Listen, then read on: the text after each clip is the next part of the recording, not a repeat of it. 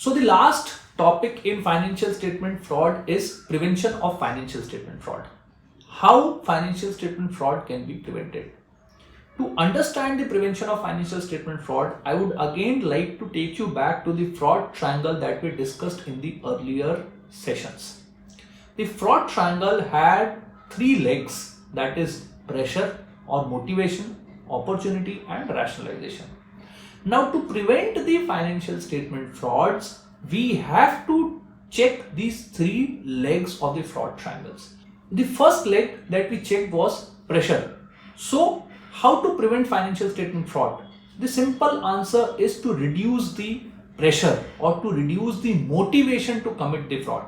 So probably something like giving realistic targets, because in many organizations the remuneration of the top management is dependent on the top line that they achieve. If over ambitious targets are given, they would be motivated to commit the offense. They would be motivated to inflate the revenue. So reduction in the pressure is to give reasonable targets, to have policies and processes defined in the company, to remove operational obstacles. All these small steps will reduce the pressure on the top management to commit a fraud. The next point is opportunity. As discussed, opportunity has everything to do with internal control. So establishing a robust internal control, having a good internal audit, a very strong audit committee, creating a feeling where this will not be accepted, having physical locks, doing surprise check. These are certain techniques by which the opportunity to commit fraud can be reduced. And last point is rationalization. Now what do we understand by rationalization? Rationalization is when one justifies. How can rationalization be worked upon? Is to have proper training, is to have clear policy of defining what is right, what is wrong, what is acceptable, what is not acceptable by the organization. By applying this simple technique, an organization can reduce the happening of fraud significantly. So this is how frauds can be reduced. Another way how financial statement frauds can be reduced is by having effective internal audits and external audits.